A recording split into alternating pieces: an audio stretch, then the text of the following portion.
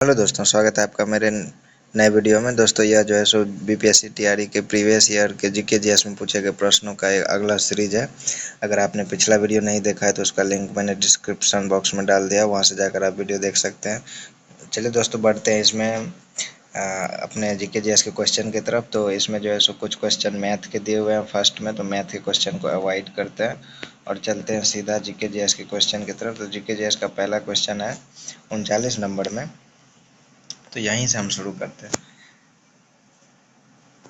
पहला क्वेश्चन यहाँ पर है कि एक मूल अवस्था में जो है सो हाइड्रोजन की कक्षा में एक इलेक्ट्रॉन की चाल कितनी होती है। तो जो मूल अवस्था होती है उसमें हाइड्रोजन परमाणु की कक्षा में एक इलेक्ट्रॉन की चाल कितनी होती है।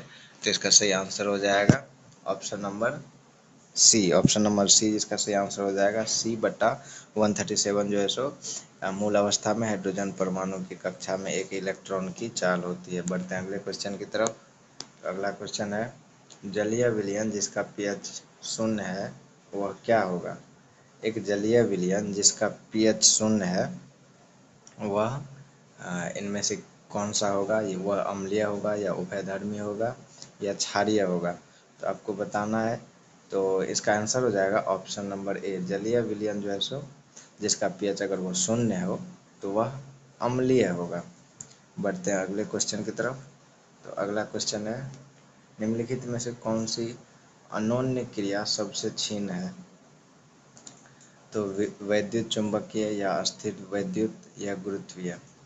तो इसका आंसर हो जाएगा ऑप्शन नंबर सी, गुरुत्वीय।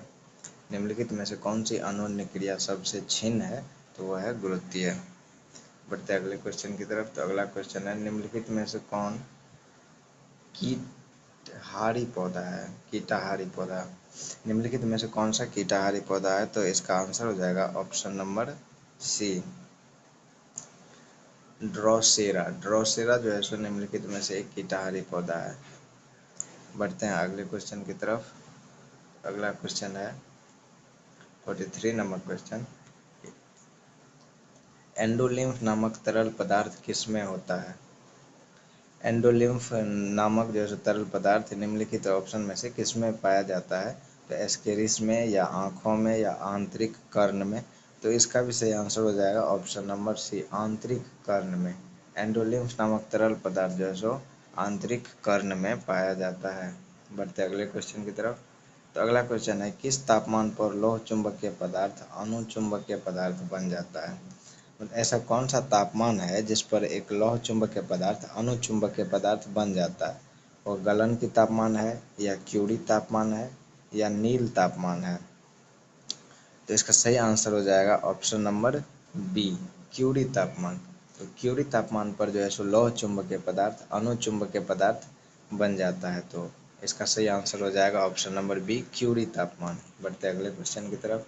तो अगला क्वेश्चन है रेडियोधर्मी तत्व द्वारा उत्सर्जित निम्नलिखित में से कौन सा एक धनात्मक रूप से आवेशित कण है। बीटा किरण, अल्फा किरण या फिर कैथोड किरण।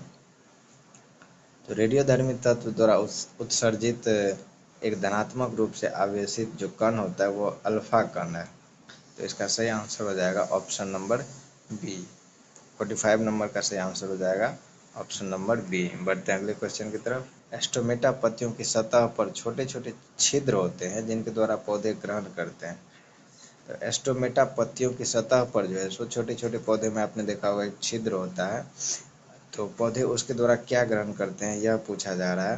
तो इसका ऑप्शन है A, option number A nitrogen, carbon dioxide या फिर पानी। तो इसका सही आंसर हो जाएगा option number B, carbon dioxide. Stomata पत्तियों की सतह पर जो छोटे छोटे छिद्र होते हैं उनको गड़बड़ा दिया, काट देंगे इतना, सटा दीजिए गेट।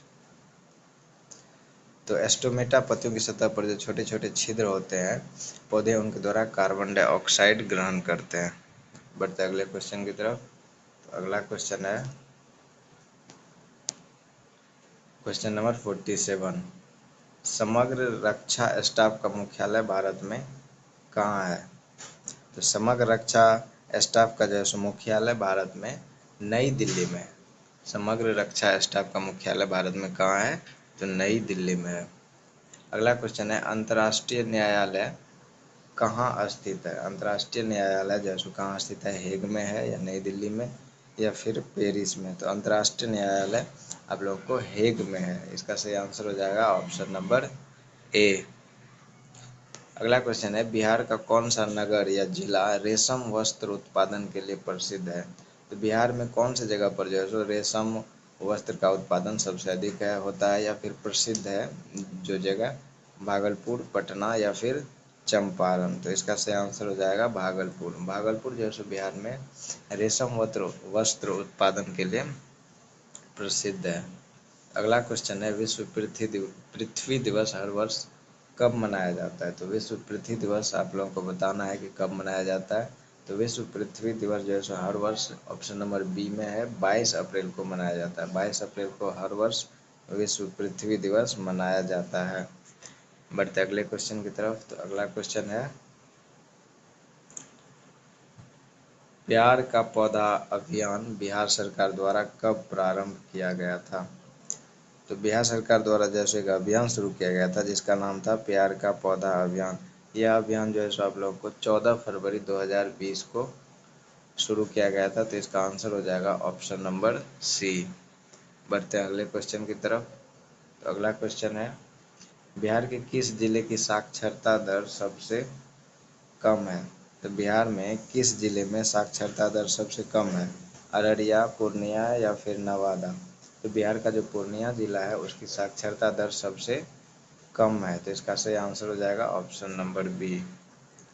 अगला क्वेश्चन है, नीरज चोपड़ा ने टोक्यो ओलंपिक में भाला फेंक में कितनी दूरी तय की थी? आपको बताना है कि टोक्यो ओलंपिक जो हुआ था उसमें नीरज चोपड़ा ने भाला फेंक में कितनी दूरी तय की थी, कितनी दूरी तक यानी कि भाला फेंका था? तो इसका आंसर हो जाएगा ऑप्शन नंबर ए 87.58 मीटर। अगला क्वेश्चन है, निम्नलिखित में से कौन भारतीय कपास परिषद के अध्यक्ष हैं? आपको बताना है कि भारतीय कपास परिषद के अध्यक्ष कौन है? श्याम मखाड़िया, सुरेश अमृतलाल कोटक, किशोर मीरानी? तो इसका सही आंसर हो जाएगा option number B Suresh Amritlal Kotak. Suresh Amritlal Kotak जो है सो भारतीय कपास परिषद के अध्यक्ष हैं। अगले क्वेश्चन की तरफ चलते हैं। अगला क्वेश्चन है कि गंगा का मैदान किस प्रकार की मिट्टी से भरा है? गंगा का जो मैदान है वह किस प्रकार की मिट्टी से भरा हुआ है? तो इसका सही आंसर हो जाएगा ऑप्शन नंबर सी जलोढ़ मिट्टी। गंगा का मैदान जो है सो जलोढ़ मिट्टी से भरा हुआ है।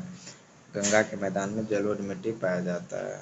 अगले क्वेश्चन की तरफ चलते हैं। अगला क्वेश्चन है, बिहार के सोमेश्वर श्रेणी की ऊंचाई कितनी है? बिहार का जो सोमेश्वर श्रेणी है इसकी ऊंचाई कितनी है? तो इसका ऊंचाई है 875 मीटर। तो ऑप्शन ए इसका सही आंसर हो जाएगा 875 मीटर। बढ़ते अगले क्वेश्चन की तरफ। तो अगला क्वेश्चन है, बिहार में सर्वाधिक वर्षा कहाँ होती है? तो बिहार में सर्वाधिक वर्षा कहाँ होती है? तो ऑप्शन देखना, ऑप्शन है पटना, किशनगढ़ और मुजफ्फरपुर। यहाँ पर आप ध्यान दीजिए कि किशनगढ़ दिया हुआ है, किशनगंज नहीं दिया हुआ है। अगर किशनगंज होता तो इसका सही आंसर ऑप्शन नंबर बी होता, लेकिन किशनगंज नहीं दिया हुआ है तो इस ऑप्शन के अनुसार इसका सही आंसर हो जाएगा ऑप्शन नंबर ए पटना। लेकिन अगर आपसे ऑप्शन में किशनगंज दिया हुआ हो तो किशनगंज होगा, क्योंकि बिहार में सर्वाधिक वर्षा जो है सो किशनगंज में होती है। बढ़ते अगले क्वेश्चन की तरफ। अगला क्वेश्चन है, चिनाब नदी अंततः सिंध में कहाँ पर मिलती है? चिनाब नदी जो है सो सिंध में कहाँ पर मिलती है? तो चिनाब नदी सिंध में मिथनकोट में मिलती है। इसका सही आंसर हो जाएगा ऑप्शन नंबर ए मिथनकोट। बढ़ते अगले क्वेश्चन की तरफ। अगला क्वेश्चन है, मेलघाट टाइगर रिजर्व का संबंध किससे है? उत्तराखंड, महाराष्ट्र या फिर पश्चिम बंगाल? तो मेलघाट टाइगर रिजर्व जो है सो सीधा सीधा पूछा जा रहा है कि मेलघाट टाइगर रिजर्व कहाँ स्थित है? तो यह जो है सो महाराष्ट्र में स्थित है। इसका सही आंसर हो जाएगा ऑप्शन नंबर बी। बढ़ते हैं अगले क्वेश्चन की तरफ। तो अगला क्वेश्चन है, बराबर की पहाड़ियाँ निम्नलिखित में से बिहार के किस शहर के समीप है? तो बराबर की जो पहाड़ियाँ हैं वह कहाँ है, मखदूमपुर, मुंगेर या फिर मधुबनी में। तो यह जो सो मखदूमपुर में है। बराबर की पहाड़ियाँ बिहार में मखदूमपुर शहर के समीप है। बढ़ते अगले क्वेश्चन की तरफ। तो अगला क्वेश्चन है, बिहार में निम्नलिखित जिलों को उत्तर से दक्षिण दिशा में व्यवस्थित करें। यहाँ जिलों को जो है सो उत्तर से दक्षिण की दिशा में व्यवस्थित करना है। शिवहर, वैशाली, नालंदा, नवादा। तो इसका आंसर जो होगा, एक सही क्रम इसका जो होगा वो है ऑप्शन नंबर बी में। ऑप्शन नंबर बी इसका सही क्रम है। बढ़ते अगले क्वेश्चन की तरफ। तो अगला क्वेश्चन है, त्रिवेणी नहर पश्चिम चंपारण में किस स्थान से पानी की आपूर्ति लेती है, भैंसा लोटन से, खैरा टोला से या थकरान से। तो त्रिवेणी नहर जो है सो पश्चिमी चंपारण में भैंसा लोटन से पानी की आपूर्ति प्राप्त करती है। तो इसका सही आंसर हो जाएगा ऑप्शन नंबर ए। 62 का सही आंसर हो जाएगा ऑप्शन नंबर ए। बढ़ते अगले क्वेश्चन की तरफ। तो अगला क्वेश्चन है 63 नंबर क्वेश्चन, कि मद्रास महाजन सभा की स्थापना किस वर्ष हुई थी। मद्रास महाजन सभा की जो स्थापना वो किस वर्ष हुई थी, 1879 में, 81 में या फिर 1883 ईस्वी में। तो इसमें से कोई भी इसका सही आंसर नहीं है। तो इसका आंसर हो जाएगा ऑप्शन नंबर ई। बढ़ते हैं अगले क्वेश्चन की तरफ। अगला क्वेश्चन है, भारत में सेल्फ रिस्पेक्ट मूवमेंट किसने प्रारंभ किया था। भारत में सेल्फ रिस्पेक्ट मूवमेंट किसने प्रारंभ किया था, ज्योतिबा फुले, नारायण स्वामी या फिर बी आर अम्बेडकर ने।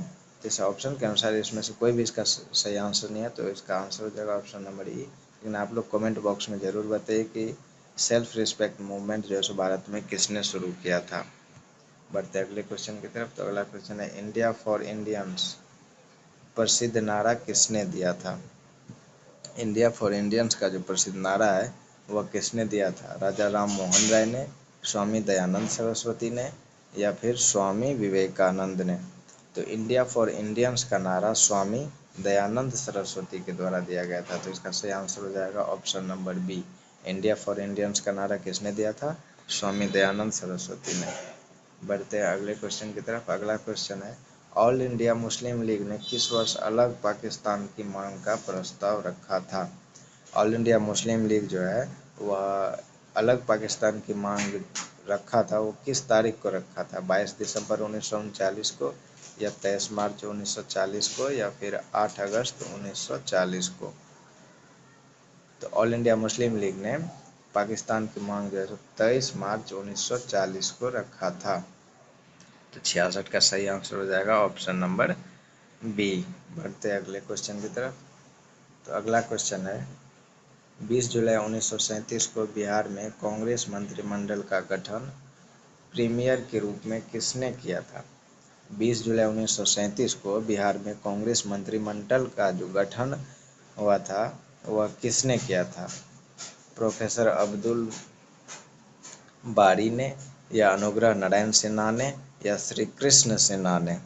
इसका आंसर आप लोगों को बताना है। तो इसका सही आंसर हो जाएगा option number C, Shri Krishna Sinha ने। श्री कृष्ण सिन्हा ने 20 जुलाई 1937 को बिहार में कांग्रेस मंत्रिमंडल का गठन प्रीमियर के रूप में किया था। बढ़ते अगले क्वेश्चन की तरफ। अगला क्वेश्चन है, बाबू कुंवर सिंह निम्नलिखित में से किस स्थान से संबंधित है। तो वीर कुंवर सिंह जो है सो किस स्थान से संबंधित है। तो वीर कुंवर सिंह भागलपुर से भी संबंधित है और पटना से भी संबंधित है, आरा से भी संबंधित है। तो इसका सही आंसर हो जाएगा ऑप्शन नंबर डी, उपयुक्त में से एक से अधिक। बढ़ते अगले क्वेश्चन की तरफ। अगला क्वेश्चन है, आर्य समाज की स्थापना किसने की थी। तो आर्य समाज की जो है स्थापना स्वामी दयानंद सरस्वती ने की थी। इसका सही आंसर हो जाएगा option number B, Arya Samaj की स्थापना स्वामी दयानंद सरस्वती ने की थी। अगला क्वेश्चन की तरफ चलते हैं। अगला क्वेश्चन है, भारतीय राष्ट्रीय कांग्रेस का पहला अधिवेशन कहाँ हुआ था। तो भारतीय राष्ट्रीय कांग्रेस का जो पहला अधिवेशन हुआ था वह कलकत्ता, बम्बई या फिर मद्रास, कहाँ हुआ था। तो भारतीय राष्ट्रीय कांग्रेस का पहला अधिवेशन बम्बई में हुआ था। यह कब हुआ था, तो यह हुआ था 1885 ईस्वी को बम्बई में।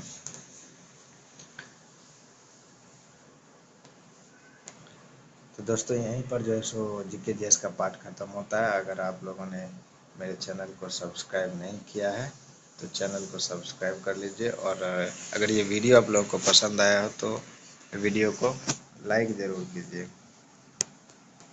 Thank you. मिलेंगे अगले वीडियो में।